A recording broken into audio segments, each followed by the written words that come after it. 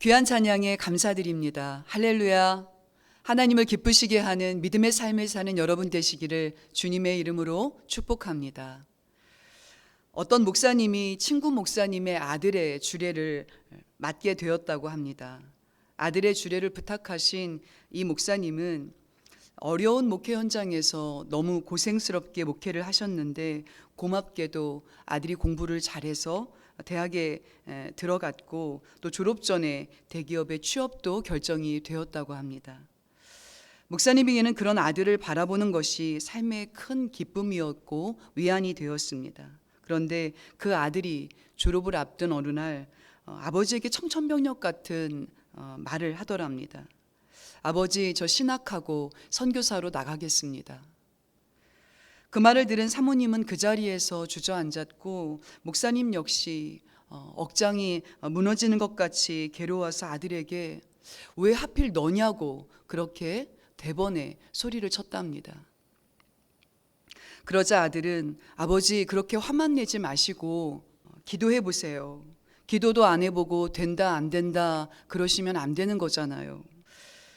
그래서 3개월 동안 기도하기로 작정하고 3개월 동안 기도한 이 목사님은 하나님께 아무 응답도 받지 못했답니다. 그래서 아들을 만나서 이렇게 물었습니다. 너 그동안 그렇게 열심히 공부한 것 아깝지 않냐?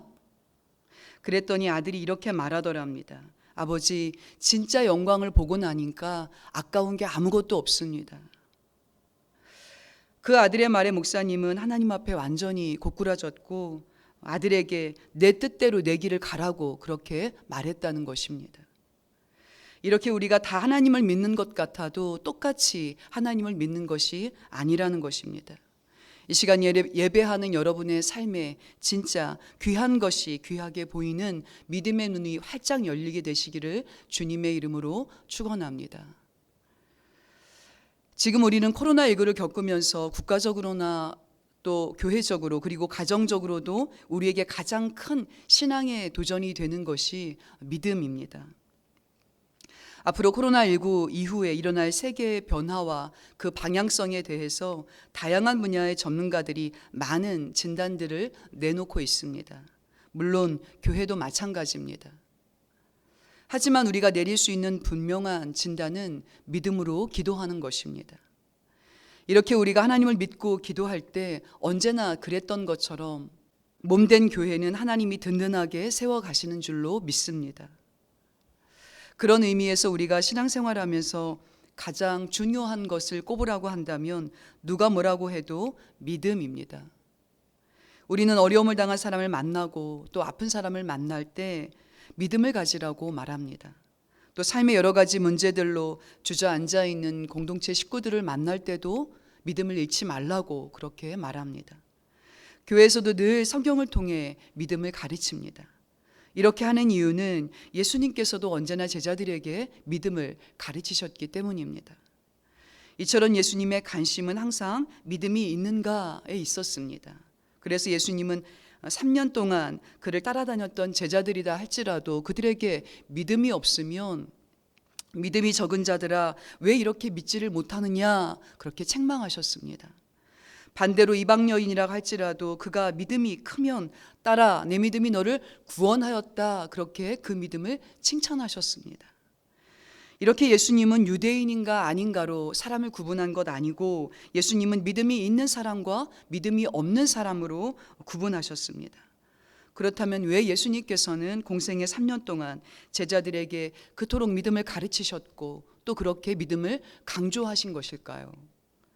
왜냐하면 오늘 본문 6절 말씀과 같이 믿음이 없으면 우리는 하나님께로 나아갈 수 없기 때문에 그렇습니다. 그래서 하나님께로 나아가려면 반드시 믿음이 있어야 하는 것입니다. 우리가 하나님의 자녀가 된 것도 믿음으로 된 것입니다.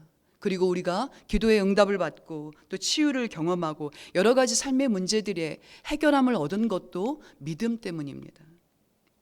그래서 믿음이 있는 사람은 세상을 살면서 어려움이 오고 또 뜬모를 절망이 찾아와도 두려워하지 않고 다시 믿음으로 일어서는 것입니다.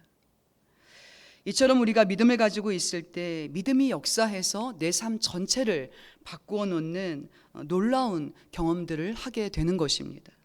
성경에 이러한 믿음의 역사는 셀 수 없이 많습니다. 히브리서 11장 역시 수많은 믿음의 선진들에게 나타난 믿음의 역사에 대해서 우리에게 증언하고 있습니다. 그렇다면 우리가 믿음으로 살 때 어떤 믿음의 역사가 일어나는지 오늘 본문 말씀을 통해서 몇 가지로 나누고 또 은혜를 삼고자 합니다. 첫째, 믿음으로 살 때 예수님을 바라보게 됩니다. 여호수아에서에 보면 이스라엘 백성들이 가나안 땅에 들어갔을 때 가나안 땅을 정복해 나가는 과정에서 큰 벽에 부딪히게 됩니다. 대부분 쉬운 곳은 모두 점령했지만 진짜 가나안 땅에 강대한 족속들이 사는 곳은 손도 대지 못하고 전쟁은 교착 상태에 빠지고 맙니다. 그런 중에 백성들은 점점 지쳐가기 시작했고 가나안 땅을 정복하는 것이 불가능할 것 같다라고 생각이 들 때 그때 이 분위기를 완전히 바꿔놓는 한 사람이 등장합니다. 그 사람이 바로 우리가 잘 아는 갈렙입니다. 갈렙은 당시 나이가 85세였습니다. 다른 사람들은 45세 이하의 청장년들이었는데 오직 여호수아와 갈렙만이 85세가 넘는 노인이었습니다. 그런데 이 85세 된 노인 갈렙이 여호수아에게 나와서 가장 강력한 아낙 자손이 살고 있는 헤브론 산지를 달라고 말합니다. 그 말씀이 여호수아서 14장 12절에 기록되어 있습니다. 그날에 여호와께서 말씀하신 이 산지를 내게 주소서. 당신도 그날에 들으셨거니와 그곳에는 아낙 사람이 있고 그 성읍들은 크고 견고할지라도 여호와께서 나와 함께 하시면 여호와께서 말씀하신 대로 그들을 쫓아내리이다 하니. 어찌 보면 갈렙이 좀 무모해 보이기까지 합니다. 40대 젊은 군사들도 엄두를 내지 못한 일을 85세가 된 갈렙이 그 일을 하겠다고 그렇게 나선 것입니다. 그런데 우리는 여기서 갈렙의 한 말에 주목해야 합니다. 여호와께서 나와 함께 하시면, 여기 여호와께서 나와 함께 하시면 이 구절은 성경에서 매우 의미 있는 말씀입니다. 나와 함께 하신다, 이 말은 바로 예수님의 다른 이름의 뜻인 임마누엘입니다. 그렇기 때문에 예수님이 나와 함께 하신다는 것을 믿었던 갈렙에게는 헤브론 산지를 달라는 것이 무모한 요구가 아니라는 것을 알 수 있습니다. 그래서 결국 갈렙은 나와 함께 하신다는 그 하나님의 능력으로 헤브론 산지를 점령하게 됩니다. 이렇게 하나님의 능력을 믿고 나아갔던 갈렙으로 인해서 가나안 정복 전쟁의 분위기가 완전히 바뀌게 됩니다.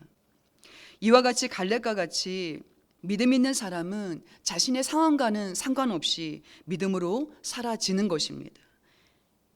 이것이 믿음으로 살 때 일어나는 믿음의 역사입니다. 그렇다면 우리가 믿음이 있다는 것을 어떻게 알 수 있겠습니까? 고린도후서 13장 5절에 보면 너희는 믿음 안에 있는가? 너희 자신을 시험하고 너희 자신을 확증하라. 예수 그리스도께서 너희 안에 계신 줄을 너희가 스스로 알지 못하느냐? 그렇지 않으면 너희는 버림받은 자니라. 예수 그리스도가 내 안에 계시다. 이것을 어떻게 알 수 있습니까? 그것이 믿음이라는 것입니다. 이처럼 우리가 믿음을 가지고 우리 안에 계신 예수님을 바라보면 믿음이 역사하는 것입니다. 그리고 그것은 반드시 우리의 삶을 바꿔 놓는 것입니다. 이것이 바로 믿음의 능력입니다. 지금 우리는 그 어느 때보다 코로나19로 인해서 불안하고 두려운 일상을 살아내고 있습니다. 하지만 이것을 믿음의 차원에서 본다면 지금이야말로 우리가 믿음으로 우리 안에 살아 역사하시는 예수님을 바라볼 때이고 믿음의 역사를 경험할 수 있는 때라는 것을 믿으시는 여러분 되시기를 주님의 이름으로 축원합니다. 둘째로는 믿음으로 살 때 하나님의 말씀을 따르며 살게 됩니다. 씨앗이 땅에 심겨지면 언젠가는 열매를 맺습니다. 그런데 씨앗에도 종류가 있습니다. 생명력이 있는 씨앗이 있고 또 생명력이 없는 씨앗이 있습니다. 생명력이 있는 씨앗은 그것을 심고 물을 주고 가꾸면 잘 자랍니다. 그러나 생명력이 없는 씨앗은 심고 아무리 정성을 기울여도 그곳에서 생명이 자라나지 못합니다. 우리의 믿음도 마찬가지입니다. 살아있는 믿음이 있고 죽은 믿음이 있다는 것입니다. 살아있는 믿음은 하나님의 말씀이 있는 믿음이고 또 죽은 믿음은 하나님의 말씀이 없는 믿음입니다. 그래서 우리가 기도할 때도 하나님께서 주신 그 말씀을 붙잡고 기도할 때 믿음의 역사가 나타나는 것입니다. 그러나 내 욕심과 내 정욕을 따라서 기도할 때는 믿음의 기적을 이루지 못합니다. 아브라함이 100세가 되고 나서 하나님 저에게 아들을 주세요. 그렇게 해서 이삭을 얻은 것이 아닙니다. 하나님께서 어느 날 아브라함을 찾아오셨습니다. 그리고 너에게 아들이 생길 것이다. 그 믿음의 말씀을 주셨습니다. 그래서 아브라함은 그 말씀을 믿고 있었습니다. 그러자 어느 날 그에게 아들이 생긴 것입니다.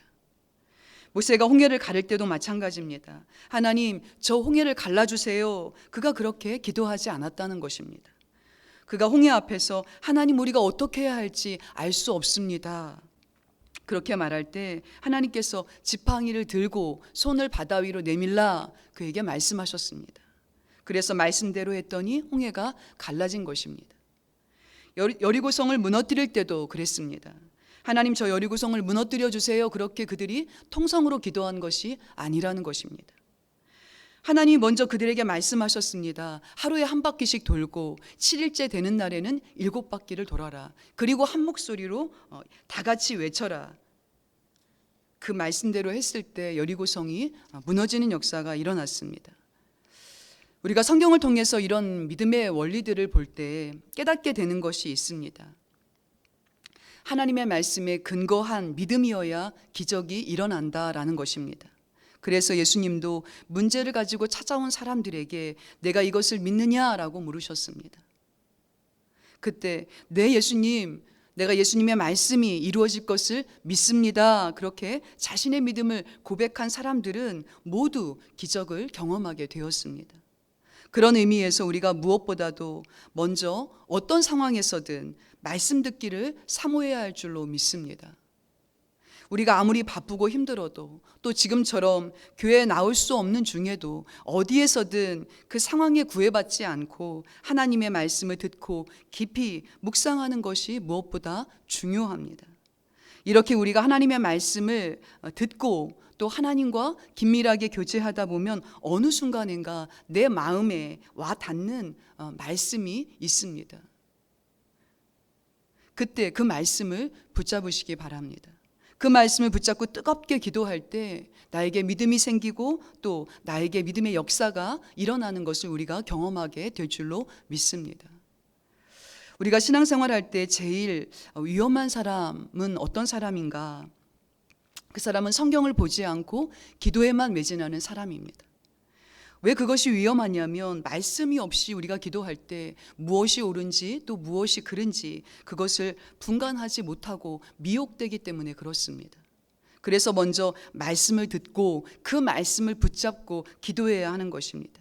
그래야 기도하다가 이런저런 생각이 떠오를 때 그 생각이 하나님으로부터 온 것인지 아니면 악한 영이 주는 생각인지를 구분하게 되는 것입니다. 그래서 모든 신앙생활의 출발은 하나님의 말씀에 있는 것입니다. 그렇게 하나님의 말씀이라는 단단한 기초 위에서 우리가 계속해서 하나님 앞에 뜨겁게 구하고 찾고 두드릴 때에 그 기도가 쌓이는 것입니다. 그럴 때 하나님은 그 기도를 통해서 말씀에 근거한 기도를 통해서 하나님의 역사를 나타내 보여주시는 것입니다. 하나님께서는 이스라엘 백성들에게 40년 동안 광야를 돌게 하셨습니다. 그런데 그렇게 하신 데에는 이유가 있었습니다. 그 이유는 무엇이냐? 이스라엘 백성들이 배워야 할 것이 있었기 때문입니다. 그것은 하나님을 앞서가지 말라는 것이었습니다. 하나님은 광야에서 이스라엘 백성들이 행진할 때 낮에는 구름 기둥으로 또 밤에는 불 기둥으로 그들을 인도하셨습니다. 절대 하나님을 앞서지 못하도록 그들을 인도하셨습니다. 그들도 그렇게 하나님의 말씀 없이 그 발을 한 발자국도 떼지 않았습니다. 그렇게 40년 동안을 훈련하셨습니다. 하지만 우리는 신앙생활 하면서 매일매일 하나님을 앞서가기 일쑤입니다. 하나님을 생각하지 않을 때가 많습니다. 그래서 하나님의 인도를 따르지 못하는 것입니다. 그저 이것저것 내가 원하는 것을 내가 원하는 때에 해달라고, 그리고 내가 원하는 때에 해결해 달라고 기도합니다. 그러나 우리에게 필요한 것은 하나님의 말씀을 기다릴 수 있는 믿음이 있어야 하는 것입니다. 그래서 하나님, 이럴 때는 어떻게 해야 합니까? 하나님, 나에게 알려주세요. 또 하나님, 저에게 이런 어려움이 있습니다. 하나님, 길을 열어주세요. 그렇게 기도해야 하는 것입니다. 이와 같이 하나님을 앞서지 않고 하나님을 따라가는 믿음으로 사시는 저와 여러분 되시기를 주님의 이름으로 축원합니다. 마지막으로 믿음으로 살 때 하나님이 나를 기뻐하십니다. 6절에 보면 믿음이 없이는 하나님을 기쁘시게 하지 못한다라고 기록되어 있습니다. 부정에 부정을 했습니다. 이것은 믿음이 있으면 하나님이 기뻐하신다라는 말씀입니다. 부모도 마찬가지입니다. 자녀를 믿어줘야 합니다. 믿을만 해서 믿는 것이 아니라 그냥 믿어줘야 하는 것입니다. 부모가 자녀를 믿지 않으면 아이들은 인생에서 그 방황을 스스로 끝내지 못하기도 합니다. 부산에서 목회를 잘 하시는 목사님이 계십니다. 이 목사님이 그 전에 호주에서도 목회를 잘 하셨는데 교회에서 목사님 아들이 꽤 유명했다고 합니다. 목사님 아들은 머리 한쪽을 빡빡 밀고 또 반대쪽 머리는 빨갛게 물들이고 또 귀에는 귀걸이를 하고 코에는 코걸이를 하고 또 담배 피고 마약하고, 그러니 아버지가 목사인데, 교회를 담임하는 목사인데 얼마나 속이 터졌겠습니까? 집에 오면 게임만 하고, 그런데도 아버지가 끝까지 이 아이를 사랑하고 믿어 주었다는 것입니다. 그런데 어느 날 아들이 묻더랍니다. 아빠, 예수님이 직접 말씀하시기도 해? 그럼 그러시기도 하지. 왜? 예수님이 나한테 말씀하신 것 같아. 뭐라고 말씀하셨는데? 예수님이 너 이제 그만해라. 예수님이 너 이제 그만해라 그러셨어. 놀라운 것은 이 아이가 예수님의 그 말씀을 듣고 호주에서 신학을 하고 청소년 사역을 하게 되었다는 것입니다. 그 후에 어느 기자가 목사님에게 이런 질문을 했습니다. 어떻게 그렇게 한결같이 아들을 믿어줄 수 있었습니까? 그 말에 목사님은 이렇게 말합니다. 내 아이가 언젠가는 부모의 품으로 돌아올 텐데 그 마음을 돌이킬 때 돌아올 곳이 있어야 하지 않겠습니까? 그래서 내 아들이 돌아올 때까지 믿고 기다린 것입니다. 세상 모든 자식은 부모를 기쁘게 하려고 무던히 애를 씁니다. 단 부모가 아무 의심 없이 믿어줄 때 자식은 부모를 배신하지 않고 등을 돌리지 않는 것입니다. 5절에 소개되고 있는 에녹이란 사람이 참 놀랍습니다. 에녹이 죽지 않고 살아있는 그대로 하나님께 들려 올라갔다라고 말합니다. 그런데 에녹이 정말 부러운 것은 그가 죽지 않고 하나님에게로 들려 올라간 것이 아니라 하나님을 기쁘시게 했다라는 것입니다. 즉 하나님을 기쁘시게 한 사람으로 인정을 받았다라는 것입니다.